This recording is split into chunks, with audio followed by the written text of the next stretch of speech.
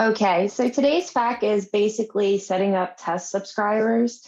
We had an email, and this is just a refresher course, crash course.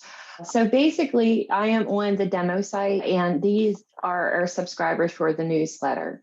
And if you want to set up test subscribers to test out what your newsletter is going to look before it even gets sent out, or if you're still building it, all you would need to do is go into the back end to newsletter and then look for subscribers. And then this will show here. So I created this one here. That's me.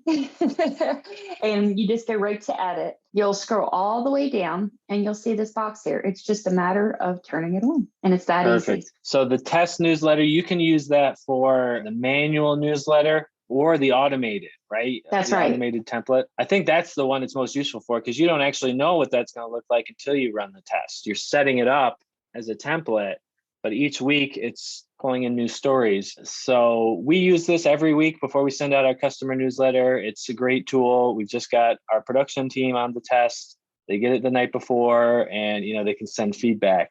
So if you have a team working on it, or maybe if you're redesigning the newsletter based on the feedback, like Tyler was saying, you look at what the open rate is, how can we improve it, and you're tweaking the design, you're going to want to be testing that to make sure it looks good on your phone and desktop and everything. Just generally a really useful function I use all the time. Any other points? If you have a customer who is on the bounce list, and that means that they're no longer receiving the newsletter, you can actually go right here and see how many newsletters that they've clicked and opened and how many they've missed. So you can kind of pinpoint when this started. All it is just they added your website to their contact list and whitelisted, and they should get it again. We can resend the confirmation so that way they can sign up. Are publishers often saying that they have subscribers that are trying to get the newsletter, but they are not, and they don't know why? I actually had one earlier this week too, that somebody was on the newsletter list. They were not bounced. They were supposed to be receiving it. Right. And I saw where we delivered it, and there's a report here. Let me bring up the actual page here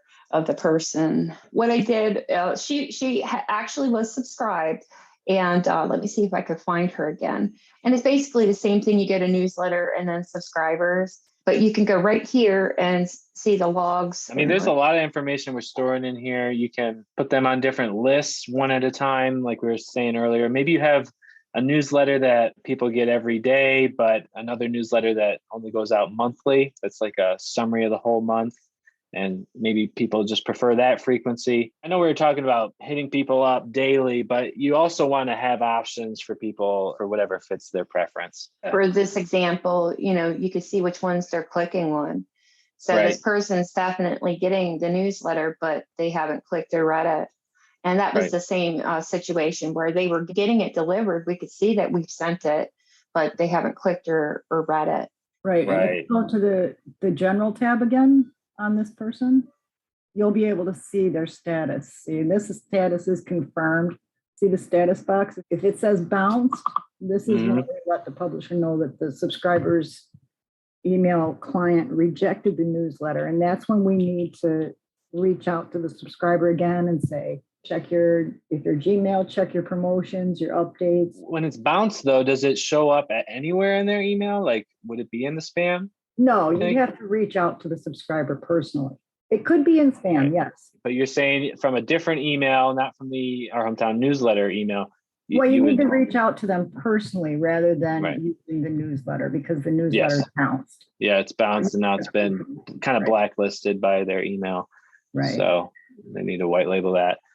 Got it. Right. And what Vera's doing right here is you can filter your newsletter subscribers by their status. She's going to pull up all the bounced subscribers right here. If you have someone that very helpful to do this, once a week or so, just reach out to these customers and see if they've had a problem receiving the newsletter, which they'll say, yeah, we have.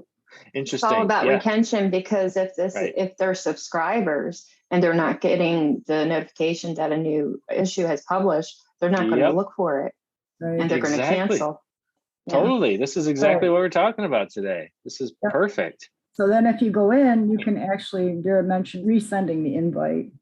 Yes. So that would be that button. Okay. But that would be something you would need to wait until you get confirmation from them. You get confirmation. Yeah. Right. So you've reached out through a separate email, not the newsletter, told them, we noticed this is an issue. Would you like to be added? Then they have to actually take that step in their Gmail to white label the email. Right. And then we send it. Well, then we set them to confirmed. Oh, we can just set it to confirm. We don't need to resend activation. Well, you set it to confirmed, but then you send the reactivation. And You can do both. That's their two-step verification. Yeah. All right. Very, very nice. That's a perfect FAQ for today.